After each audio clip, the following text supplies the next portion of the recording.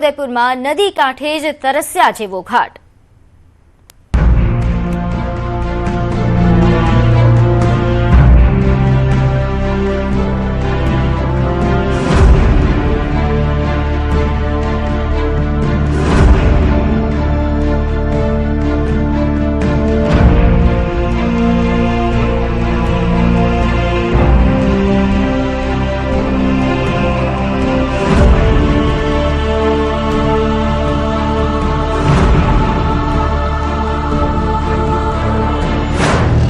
ગુજરાતના એક ગામના દ્રશ્યો જુઓ।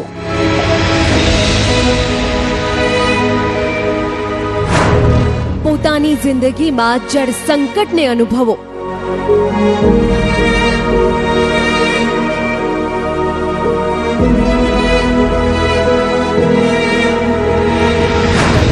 તસવીર નંબર 1, એક બેડા પાણી માટે જીવ જોખમમાં।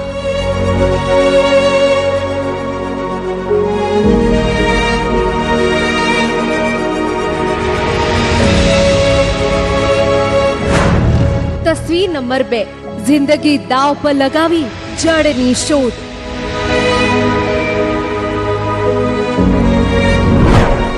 બે અલગ અલગ કૂવા, ગરમી વધી, પાણી ગાયબ, માટે લોકો એક બેડા પાણી માટે જીવ જોખમમાં મૂકી કૂવામાં ઉતરવા મજબૂર। આ લોકોના નસીબમાં જીવન માટે જરૂરી પાણી પણ નથી, જળ માટે કરવી પડી રહી છે જંગ। એક બેડા પાણીની આશા માટે જીવનની પણ પરવા નથી કરી રહ્યા। 45 ફૂટ ઊંડા કૂવામાં ઉતરી મહિલાનો પગ લપસ્યો તો ઈજા। એક તરફ નળસે જળ યોજનાના મોટા દાવા, બીજી તરફ લોકોના નસીબમાં જે જીવના જોખમે પાણી શોધવા ઊંડા કૂવામાં ઉતરવાનું। 45 ફૂટ ઊંડા કૂવામાં જીવ હથેળી પર લઈ સ્પાઈડરમેનની જેમ સ્ટન્ટ દેખાડતી આ મહિલાનો ઉદ્દેશ એક જ છે, પરિવાર માટે પાણી। આજે આ મહિલા ઉતરી છે, આવતીકાલે બીજી કોઈ મહિલા ઉતરશે, આમાં સિલસિલો ચાલુ જ રહેશે। પાણી માટે ઊંડા કૂવામાં ઉતરતી આ મહિલાઓના જીવની જવાબદારી કોની થઈ? પોતાના પરિવારની તરસ छिपाવવાની જવાબદારી તો આ મહિલાઓ ખુદ જ ઉઠાવી રહી છે, જેમાં પાણી પણ સુકાઈ રહ્યું છે, પર તરસ छिपाવવા માટે બેડા લઈને આ મહિલાઓ ગોઠવાઈ ગઈ છે। પાણીની તડપ દેખાડતી આ તસવીરો વલસાડના કપરાડાના મોટી પલસાણ ગામની છે, જ્યાં ડુંગરાળ વિસ્તાર છે અને વચ્ચે એક કૂવો। ગુજરાતના ચેરાપુંજી તરીકે ઓળખાતો વલસાડ જિલ્લાનો કપરાડા તાલુકો ઉનાળામાં પાણીના એક ટીપા માટે આ જ રીતે તડપતો જોવા મળે છે, એક ટીપા માટે સંઘર્ષ કરતો જોવા મળે છે। ધોમ તકતા તાપમાં આ તપતા પથ્થરો પર ઉઘાડા પગે મહિલાઓ પોતાના બાળકો સાથે બેડા લઈને કૂવા ભણી ડોટ મૂકે છે, પછી શરૂ થાય છે જિંદગીનું સર્કસ। 45 ફૂટ ઊંડા પથરાળ કૂવાની કોતરોમાં ઉતરીને અડધું બેડું પાણી મેળવવા માટે મરણીયો પ્રયાસ કરવા મજબૂર છે, જે સહેજ પણ પગ લપસે તો જીવ જાય તેનું જોખમ છે। સર, અહીંયા પાણીની સમસ્યા એટલી ગંભીર છે કે પાણી ભરવા માટે કૂવામાં 45 કૂવામાં ઊંડું ઉતરવું પડે અને પછી ત્યાંથી નીચે ઉતરીને પાણી ભરવું પડે। સવારે આવવું પડે? સર, સવારે આમ તો 6 વાગે આવે તો 1-2 કલાક પાણી ભરવા માટે લાગી જાય છે, પાણી ભરવા સારું। જીવને કેવી રીતે જોખમમાં? સર, જીવને એટલું જોખમ છે કે ઉપરથી કોઈ જોઈએ તો પછી આમ કૂવો જો કાચો હોય તો પછી ઉપરથી પથ્થરો પડવાની અને પછી ત્યાં નીચે દોરડો હોય તો દોરડો હાથ લપસી જાય તો નીચે પડવાની બહુ સંભાવના છે, એટલે બહુ જોખમનું કામ છે। દોરડા અને સીડીથી કૂવામાં ઉતરતા પુરુષો,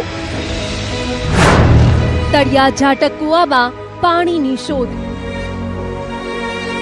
મહિલાઓ જ નહીં, પુરુષો પણ કામધંધો પડતો મૂકીને પાણી માટે રજડપાટ કરતા જોવા મળે છે। જો આ ઊંડો કૂવો, જેમાં સીડીઓ છે અને દોરડા છે, જેમાં દોરડાની મદદથી એક પછી એક પુરુષો નીચે ઉતરી રહ્યા છે। કૂવામાં પાણી પણ સુકાઈ ગયું છે, જે પાણી છે તે પણ ગંદુ છે, છતાં પણ આ પુરુષો એક બેડો ભરીને ઉપર પહોંચાડી રહ્યા છે, તે પણ જીવના જોખમે। આ દ્રશ્યો છે તે વિસ્તારના, જ્યાં ચોમાસાના 4 મહિના મેઘરાજા મન ભરીને વરસે છે। સરેરાશ 125 ઇંચ જેટલો વરસાદ વરસે છે, પણ ઉનાળામાં અહીંના લોકો એક પાણીના બેડા માટે તરસે છે। ઉનાળો આવતા અહીંના કૂવા તળિયા ઝાટક થઈ જાય છે। અંદાજે 1200 લોકોની વસ્તી ધરાવતા ગામમાં 8 કૂવા છે, પણ કૂવાની અત્યારે શું સ્થિતિ છે તે દ્રશ્યો કહી રહ્યા છે. સવારે સાહેબ છે ને, સવારે તો પછી આ ડબલું 5 લીટરનું એ દોરીથી બાંધીને પછી ખેંચીને પછી પેલું કળશીમાં ભરીએ. અમારે બેરસ્તા ફળિયામાં 1200 જેટલી વસ્તી છે. પાણી છે ને પછી ઉતરીને પછી આ વાટકીથી ભરવા પડે, પછી વારાફરતી એક કળશી પછી રસોઈ માટે પુરાવ કરે. 1 કલાક બી લાગે ને 2 કલાક બી લાગે એવું સાહેબ છે. સવારે કેટલા વાગે આવવું પડે છે? સવારે તો સાહેબ છે ને રાતના 10 વાગે બેસી તો પછી આ સમય સુધી બેસી રહે, પછી ત્યાં સુઈ બી જાય રાતના. કૂવામાં નીચે કેવી રીતે ઉતરો છો? કૂવામાં છે ને પછી આ 2 જણ પકડે અને પછી 1 જણ નીચે ઉતરે. એસ્ટ્રોલ જૂથ પાણી પુરવઠા યોજનાનું શું? આ તસવીરો જોઈને ચૂંટાયેલા પ્રતિનિધિઓએ અને અધિકારીઓએ ઢાંકણી ભર પાણીમાં ડૂબી મરવું જોઈએ. તમને સવાલ પૂછે છે આદિવાસી ભોળી જનતા કે એસ્ટ્રોલ જૂથ પાણી પુરવઠા યોજનાનું શું? 586 કરોડ રૂપિયાની આ યોજનાનું આવું પરિણામ કેમ? આટલા રૂપિયા ક્યાં વપરાયા? ક્યાં છે નળ સે જળ યોજના? શું કાગળ પર જ તૈયાર થઈ એસ્ટ્રોલ જૂથ પાણી યોજના? કેમ કે જમીન પર તો આ યોજના દેખાતી નથી. મોટી પલસાણ ગામમાં ઘરે ઘરે નળ તો ફિટ કરી દેવામાં આવ્યા છે, પણ આ નળમાં હજુ પાણીનું નામો નિશાન નથી. શું આ છે તમારું વિકાસનું મોડેલ? શરમ કરો સત્તાધીશો. એસ્ટ્રોલ જૂથનું પાણી સર અહીંયા મોટા ભાગે પેલી પાઇપલાઇન કરેલી છે, પણ પાઇપલાઇન દ્વારા પાણી હજુ સુધી આવ્યું નથી. શું માંગ છે તમારી? સર મારી માંગ એટલી છે કે પાણી આ પાઇપલાઇન દ્વારા નહીં મળે તો કંઈ નહીં, પણ આ કૂવા ન તો બોર દ્વારા પાણી અમને પૂરું પાડે એવી માંગ છે અમને. સરકાર પણ અમારે સાહેબ હું માગણી કરવા પડે કે જે પાણી છે ને અટકી ગયેલું છે તે સુધારણી કરીને પછી બીજા પાઇપ નાખવા માટે ને પછી પાણી ચાલુ કરો તો પછી બધું ગામને તકલીફ નહીં થાય. જ્યારે આ મામલે તંત્રનું ધ્યાન દોરવામાં આવતા તેમને સરકારી આંકડાઓ આગળ ધર્યા, ટેકનિકલ ખામીનું બહાનું હાથ ધર્યું. હવે અધિકારીઓએ પાણીની વૈકલ્પિક વ્યવસ્થા કરવાના આદેશ આપ્યા છે. જો આ સમસ્યાને લઈ તંત્રનું ધ્યાન દોરવામાં ન આવ્યું હોત તો શું તંત્ર હરકતમાં આવ્યું હોત? નર્મદા નદીની નજીક છતાં પાણી માટે વલખા. 2 બેડા માટે 2 કિલોમીટર સુધી રજળપાટ. નદી કાંઠે તરસ્યા જેવો અહીં ઘાટ છે. નસવાડી તાલુકાના ડુંગર વિસ્તારના નર્મદા નદીથી ફક્ત 1/2 કિલોમીટર આવેલ છોટી ઉંમર ગામે 2 બેડા પાણી માટે મહિલાઓ કોતરની વેરી કે કૂવામાંથી પાણી ઉલેચવા મજબૂર બની છે.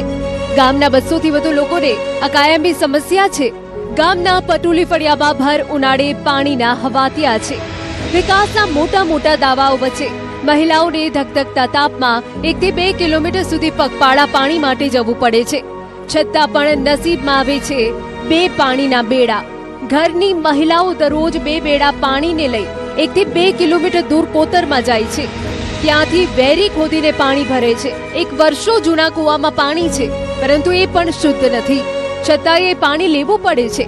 આ ગામ પાણી પુરવઠા યોજના અને નર્મદા નદી એકદમ નજીક છે, છતાંય હજુ આ ગામને શુદ્ધ પાણીનો લાભ અપાયો નથી. અમારા છોટીમર ગામમાં નીચલું પડ્યું છે. એમાં હાલ તો ઉનાળો છે એટલે ઘણી બધી પીવાના પાણી માટે તકલીફ થાય છે.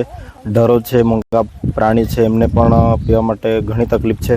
ત્યારે અહીંથી અમે નર્મદા જોઈ શકીએ છીએ, પણ નર્મદાનું પાણી અમે અત્યારે પી નહીં શકતા.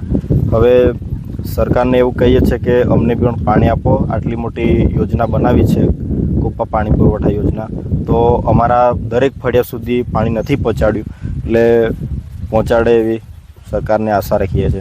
અત્યારે તો કોઈ જગ્યાએ પુરાણી કૂવો હોય છે અને કોઈક જગ્યાએ વેરી ખોદીને પાણી ભરે છે બહેનો.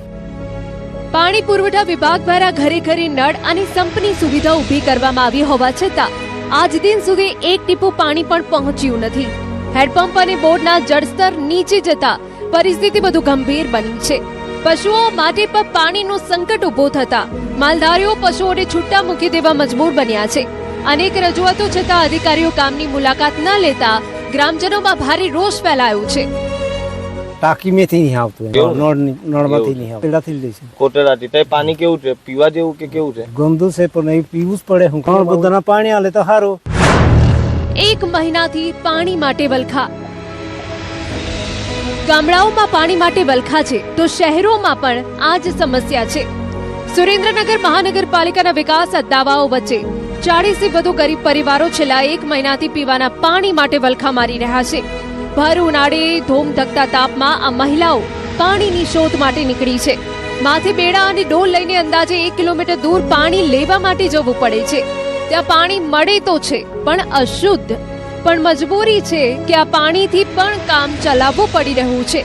આ દ્રશ્યો વોર્ડ નંબર 8ના કૃષ્ણનગર સ્મશાન પાછળ રહેતી મહિલાઓના છે, જે પાણીની સમસ્યાથી ત્રસ્ત છે. પાણીના 1.5 મહિનાથી હેરાન થયું છે. પાણી આવતું નથી, ડાટા દેવાઈ ગયા છે. અમારા ઘરમાં 5 જણા અમે છીએ. કેટલા વખત પાણી ભરવા જાવી? અમે કોઈ હાથ મજૂરી વાળા છીએ. અમે કોઈ બીજું કઈ છે નહીં અમારા પાસે આધાર. પાણી ભરવા અમે કૃષ્ણનગર ને પાછળ ટાંકી છે ને, અહીંયા નિકાસનું પાણી નીકળે છે, ત્યાં ગંદુ પાણી ભરીએ. 2 મીટર જેવું આગું થાય છે. અહીંયા જાવી છે પાણી ભરવા. કેટલા પરિવારો 5 જણા છીએ. અત્યારે તો 30 ઘર છે, 35 ઘર, એમાં એમના બધા ભરવા જાવી છે. અત્યારે અમે કૃષ્ણનગર નવી પાણી ટાંકીથી બોલીએ છીએ. તમે 1.5 મહિનાથી પાણી આવતું નથી. અમારો પ્રશ્ન એવો છે કે અમે પાણી ભરવા નીચે પેપે જઈએ છીએ. પેપેથી ગંદુ પાણી પીએ છીએ. અમે અરજી કરી પણ અમારું કોઈ સાંભળતું નથી. તમે જો કહેતા હો તો અમે નગરપાલિકાએ આવી. શું તકલીફ પડે? તો અમને તકલીફ પડે છે કે અમે નાના છોકરા લઈ અને પાણી ભરવા જઈએ છીએ. કેટલા પરિવારો? અમે લગભગ મેં તો 40 ઘર છીએ. 40 ઘર અમે જઈએ છીએ. કેટલી વખત આખાથી પાણી ભરવા જવું? અમે 5 થી 6 વખત તો અમે રિસાતું પાણી લાવી નથી આપતા. તો અમને કઈક પાણીનો ઉતાર કરી દો. ચૂંટણી સમયે પાણી અને રસ્તાની સુવિધાના વચનો આપનારા ચૂંટાયેલા પ્રતિનિધિઓ હવે ડોકાતા પણ નથી, જેના કારણે લોકોમાં નારાજગી જોવા મળી રહી છે. સ્થાનિકોના આક્ષેપ મુજબ અનેક રજૂઆતો છતાં અધિકારીઓ એકબીજા પર જવાબદારી ઢોળી રહ્યા છે અને સમસ્યાનો કોઈ ઉકેલ લાવવામાં આવતો નથી. કામે સવારે જાય, સાંજે રાત્રે આવે, તો બપોરે ટાઈમ મહિને પાણી ના મળે. પાણીની સમસ્યા છે. અમને નગરપાલિકાએ પાણીની કનેક્શનનું આપેલું છે, એમાં દટ્ટો આવી ગયો છે, કોઈ કારણસર નથી કામ થતું. તો અમે ચાંદભાઈને, હેરમા સાહેબને આ બધા રજૂઆત કરતા છતાં અમારું કામ થતું નથી. આ પવન ને આ તાપમાનના ડિગ્રી પ્રમાણે તમે આપ સૌ જાણતા છો. અમારે બૈરા છોકરા નાના લઈને અમે પાણી ભરવા જઈએ. કેટલું આગું જવું પડે? કેટલી તકલીફ પડે? ઓછામાં ઓછું 1/2 કિલોમીટર જવું પડે. ભોગાવા વિસ્તારમાં જવું પડે. આ પાણીની ટાંકીનો જે મેલ મચ્છર નીકળે ને એ પાણી અમે પીવી છીએ. હાલમાં કૃષ્ણનગર વિસ્તારમાં અત્યાર સુધીમાં 1.5 મહિનાથી અહીંયા પાણી આવતું નથી. અને આ બધા સામાન્ય માણસો છે. નગરપાલિકામાં અવારનવાર રજૂઆત કરી છે. હિરેનભાઈ એન્જિનિયર એમની હારે વાત કરી, ચાંદભાઈ હારે વાત કરી, હેરમા સાહેબને 3-4 ફોન કર્યા. કોઈ ફોન ઉપાડતું નથી ને ત્યાં કઈ કામગીરી થતી નથી. અને જયારે જઈ હિરેનભાઈ એન્જિનિયર પાસે, ત્યારે એમ કે ભાઈ મારી પાસે માણસો નથી, ચાંદભાઈને કહો. ચાંદભાઈને મોકલી એટલે એ પાછા એમ કે તમે હિરેનભાઈને કહો. ત્યાં એટલે આ એકબીજા ખો આપીને કામ કરતા નથી. અને છેલ્લા લગભગ 5 દિવસથી તો કન્ટિન્યુ આપણે અહીંયા 3-4 વખત જોઈ ગયા ભાઈ પાણી આવતું નથી. આટલા બધા બૈરાઓ હેરાન થાય. આ ખરા તડકામાં બપોરે તમે વિચાર કરો, આટલી 45 ડિગ્રી ગરમી થઈ જાય છે. એમાં નાના છોકરાને આ બધા લઈને આવું પાણી ભરવું. હવે તંત્રએ આ લોકોની રજૂઆત કાને ધરી છે. પાણી પુરવઠા વિભાગ પાઇપલાઇનમાં બ્લોકેજના કારણે સમસ્યા સર્જાઈ હોવાનું કહી રહ્યા છે. હવે તંત્ર એક્શનમાં આવ્યું છે અને 2 દિવસની અંદર રિપેરિંગ કરી 2 દિવસમાં પાણી પુરવઠો પૂર્વવત કરવાની ખાતરી આપી છે. હાલમાં જે સુરેન્દ્રનગર મહાનગરપાલિકા વિસ્તારમાં કૃષ્ણનગર પાછળના વિસ્તારના રહીશો જે છે એ લોકો રજૂઆત કરવા આવ્યા હતા. એ અન્વયે ત્યાં પ્રાથમિક એવું જાણવા મળ્યું છે કે લાઇનમાં કોઈ બ્લોકેજ એવું જણાઈ આવ્યું છે. એ જાણ થતા જ તરત જ મહાનગરપાલિકા ટીમમાંથી રિપેરિંગની કામગીરી શરૂ કરવામાં આવી છે અને અંદાજે 1-2 દિવસમાં એનું નિરાકરણ પણ લાવવામાં આવશે. શેના કારણે આ સમસ્યા સર્જાઈ એવું લાગે? લાઇન બ્લોકેજ થઈ હોય એવું અનુમાન છે અત્યારે. કેટલા દિવસમાં પાણી પુરવઠો છે એ રાબેતા મુજબ થઈ શકશે? પાણી પુરવઠો લગભગ 2 થી 3 દિવસની અંદર રાબેતા મુજબ થઈ જશે.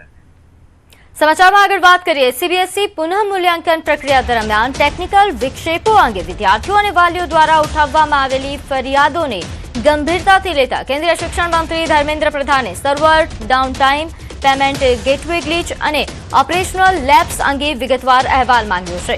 અધિકારીઓને તકનીકી નિષ્ફળતાઓ પાછળના કારણો, તૈયારીના પગલાં અને પ્રક્રિયાના સંચાલનમાં સામેલ એજન્સીઓની જવાબદારી સમજાવવા માટે નિર્દેશ આપવામાં આવ્યા હોવાનું જણાવ્યું છે. તો સીબીએસઈ પુનઃમૂલ્યાંકન પ્રક્રિયા દરમિયાન અનેક ફરિયાદો મળી હતી. ખાસ કરીને અધિકારીઓને ટેકનિકલ જે ફરિયાદો મળી રહી હતી તેને લઈને કેન્દ્રીય શિક્ષણ મંત્રીએ આ મામલે ગંભીરતા લીધી છે. સમાચારોમાં હાલ સમય થયો છે એક નાનકડા વિરામનો.